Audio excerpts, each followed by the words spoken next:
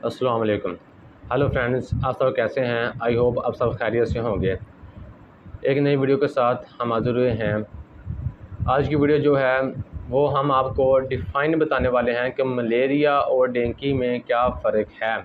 جبکہ ہماری پچھلی ویڈیو میں آپ نے دیکھا ہوگا ملیریا اور ڈینگی کو، لیکن ہم آج کی ویڈیو میں آپ کو یہ ڈیفائن کریں گے کہ ملیریا میں فرق کیا ہے اور ڈینگی میں فرق کیا ہے اور ان دونوں کی علامتیں اور علاج کیا ہے. تو جو ملیریا ہوتا ہے یہ ایک مادہ مچھر انفلوئنزا کے کاٹنے سے ہوتا ہے، اور جو ڈینگی ہوتا ہے یہ مادہ مچھر کی وجہ سے ہوتا ہے.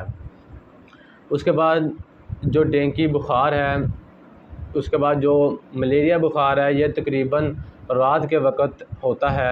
ڈینگی بخار جو ہے یہ دن میں صبح سورج طلوع ہونے سے 1 گھنٹہ پہلے اور 1 گھنٹہ بعد میں، اور شام کو سورج غروب ہونے کے 1 گھنٹہ پہلے اور 1 گھنٹہ بعد میں یہ ڈینگی کاٹنے کے اثرات زیادہ ہوتے ہیں یا ڈینگی بخار ہوتا ہے.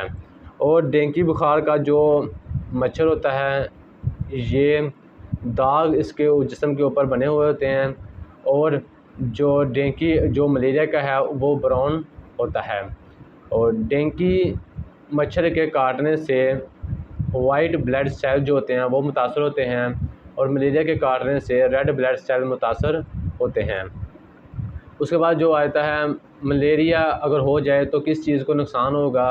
ملیریا اگر ہو جائے تو ملیریا کے ساتھ جو تلی ہوتی ہے اس کو نقصان ہوتا ہے، تلی کا سائز بڑھ جاتا ہے یا چھوٹا جاتا ہے. یہ اس طرح کا پروسیجر وغیرہ ہوتا ہے اگر ملیریا ہو جائے.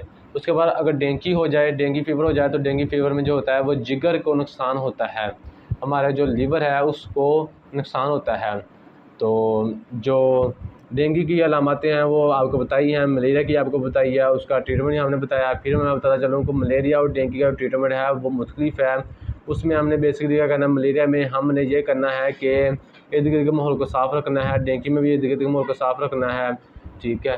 اس کے بعد ہماری پچھلی ویڈیو آپ دیکھ سکتے ہیں، ملیریا اور ڈینگی کے بارے میں ہم نے ٹریٹمنٹ بتایا ہے، گھر میں رہ کر کس طرح ہم ٹریٹمنٹ کر سکتے ہیں. تو آج کی ویڈیو ہماری تھی ملیریا اور ڈینگی کو ڈیفائن کرنے میں.